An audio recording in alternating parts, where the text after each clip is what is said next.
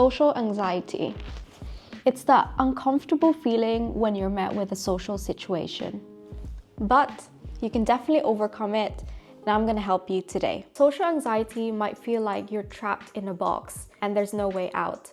But trust me, you can get out of it. It's not as impenetrable as you think it is. And you know why I know this? I've been there. Growing up, I was always very friendly and I was always the first one to make friends. But ever since moving back home from the Philippines to the UK, I kind of changed. Perhaps because I wasn't very confident in my English, or everything was just new. There was culture shock and I didn't really fit in. And because of that experience of moving from one place that you're familiar with to something completely unknown, my confidence dropped, as well as my social interaction. I remember in school when I would raise my hands to answer in class and I would speak, I could hear giggling and sniggering in the background. Man, kids can be so horrible, I swear. And then so I stopped talking and participating altogether because I hated my accent. And then they wonder why I was so quiet. It went on to my working life. I used to work in the hospital, and at 6 a.m. in the morning, I would be in the toilet having this mental battle whether to call in sick or not, because I was faced with a social situation I could not handle. Another example is when my friends used to call me to hang out, just for dinner and catch up with them, but I would bail out on them last minute. Not because I didn't want to hang out, but because I didn't like the thought of what would happen. I even ghosted them for months. Thankfully, they were understanding friends.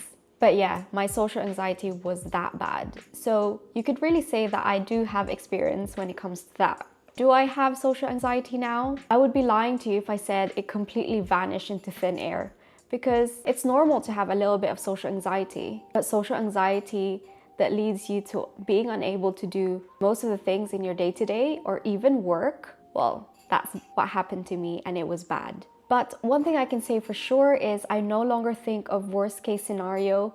And in fact, whenever there's a social situation, I'm actually looking forward to it. You can overcome it too, and I'm going to share you some tips on how I did it. The first tip to overcoming your social anxiety is to understand your social anxiety. Understand your triggers for it. As Sun Tzu said, know thy enemy. Being able to understand what triggers it is the first step to mastering your social anxiety. Could it possibly be the fear of being judged?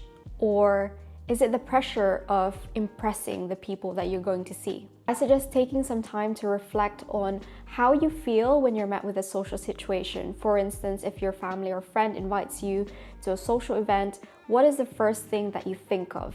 Because being aware is the most important key in order to tackle that social anxiety. You'll feel a lot more empowered because you know what triggers it, and that way you know how to deal with it. Now that you know and understand what triggers your anxiety, the next step is to breathe. I mean, we're already breathing, that's pretty much obvious, but what I meant is mindfulness breathing. There is actually a lot of research, and it is proven that deep breathing really helps calm your nerves as well as your anxiety. When you pause and take a deep breath, it's like hitting a reset button on your nervous system. Trust me, your body will thank you for it. Another reason why I think deep breathing is so important, not just to overcome your anxiety, but to get rid of those critical thoughts.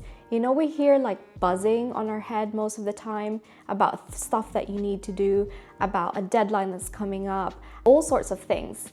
And deep breathing is so great because it keeps you in check and helps you become more mindful about your thoughts throughout the day. You don't even have to take a course for it. You can just literally take 5 minutes of your time, put on some calming music, or there's even guided ones on YouTube that might help. You will be able to see just 5 minutes of your time. It can make a huge difference. Now that you know your triggers, you've mastered how to do deep breathing for mindfulness, the next step is to challenge your mind.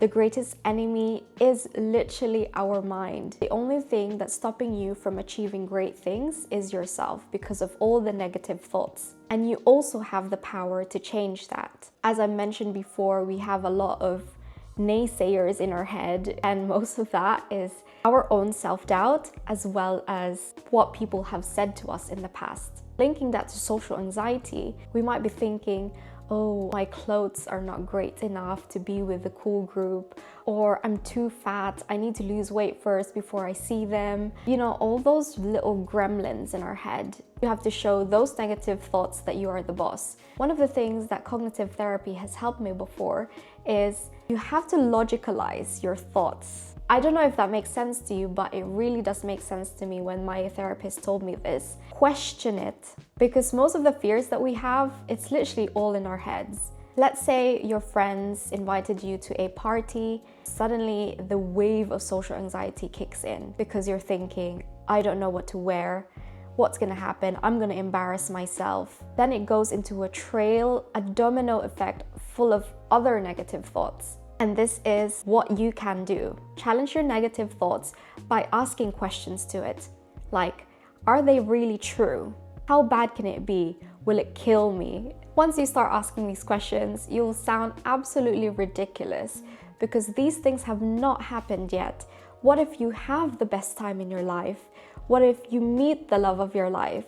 Or what if you end up just making the best memory out of that night? Once you capture the negative thoughts, question it, and then turn it into positive affirmation. Once you do that, watch as your confidence soar. Nowadays, I don't even question about what's gonna happen during a social event. I don't obsess over those things anymore because I'm always looking forward to it. If you change your mindset into thinking that the best is yet to come whenever you're met with a social situation, your life will literally change. Of course, it takes practice. It's not gonna happen overnight, but throughout time that you build that up, you'll soon realize you're no longer thinking about the bad stuff. Okay, so for this next tip, and some of you might freak out on this tip, but it's actually very important. Now we've done the mental work of it, as well as teaching our body to calm down when it comes to social situation. You need exposure. So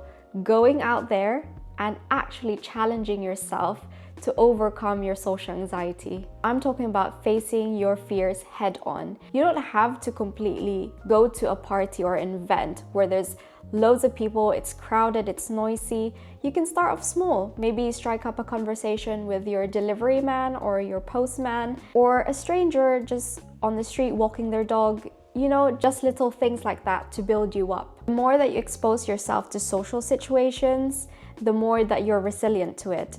With time and practice, it gets a lot better, trust me. Okay, so for the next tip, it literally goes hand in hand with the previous tip, is practice. Mastering social confidence is like riding a bike. It takes time and practice. I suggest setting yourself small achievable goals like talking to your postman or a stranger, and each achievable goal that you have done, celebrate them, even as little as they are, like you finally getting out of the house. That is a big step. And the next step might be getting on the bus and talking to the person you're sitting next to.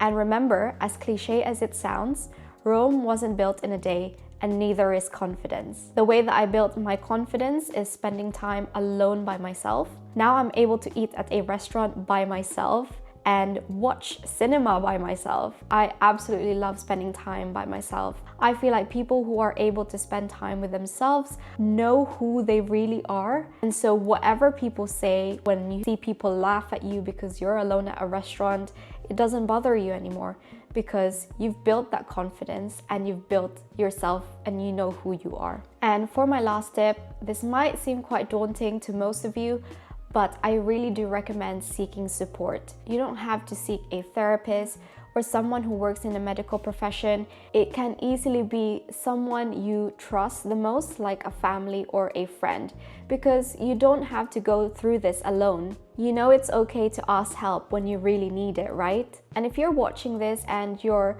social anxiety is really bad to the point that you're not able to do day-to-day tasks, then this is where I recommend seeking professional help. What you're experiencing is real and valid, and no one should ever think otherwise.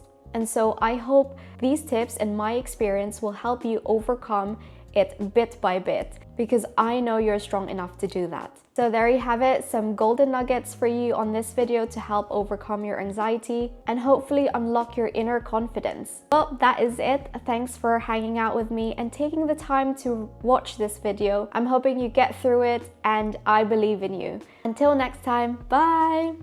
This is Luna, the most anxious cat of all. Hello, Luna Bear. Tell the people that they can do it. You can do it.